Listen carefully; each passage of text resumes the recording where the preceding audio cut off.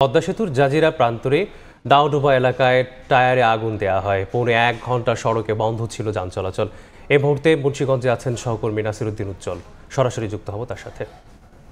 দুই প্রান্তে toll plaza ঘিরে কিন্তু বিশেষ নিরাপত্তা বলয় রাখা হয়েছে, কিন্তু এই যে জাজিরা প্রান্তের টোল প্লাজা থেকে প্রায় 2 কিলোমিটার দূরে যে নাওডোবা এলাকার 3টি পয়েন্টে কিন্তু টায়ার আগুন দেওয়া হয়েছে। এছাড়া ককটেল বিস্ফোরণের ঘটনা ঘটছে এবং ট্রাকে আগুন দেওয়া হয়েছে। এসব নানা কারণে কিন্তু আতঙ্ক বিরাজ করছে।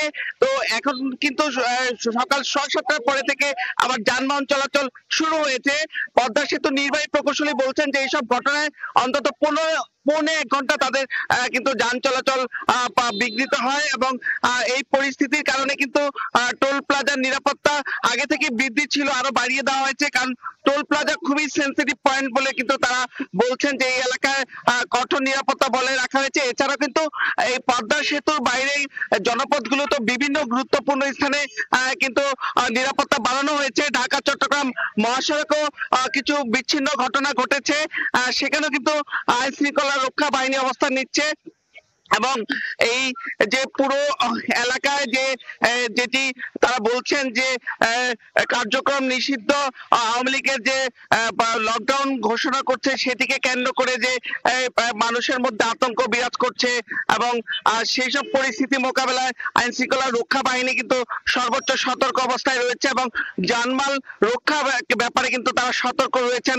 বলছেন। এবং মুন্সিগঞ্জের যে মুক্তারপুর একটি গুরুত্বপূর্ণ পয়েন্ট রয়েছে যেটি ঢাকা থেকে নারায়ণগঞ্জ হয়ে রাজধানী এই সঙ্গে সহজ যোগাযোগ মুন্সিগঞ্জের সেই পয়েন্ট ছাড়াও কিন্তু যেটি অন্যান্য গুরুত্বপূর্ণ পয়েন্ট রয়েছে সিরাজদিকান, শ্রীনগর, লৌহজং, গজারিয়া এবং টঙ্গিবাড়ি, প্রত্যেকটি পয়েন্টকেই তারা গুরুত্ব দিচ্ছে এবং গোয়েন্দা নজরদারি বৃদ্ধি করা হয়েছে।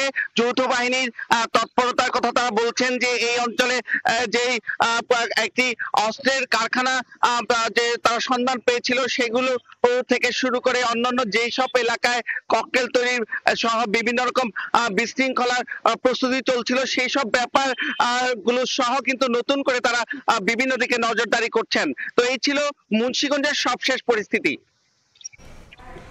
যুক্ত ছিলাম মুন্সিগঞ্জ থেকে।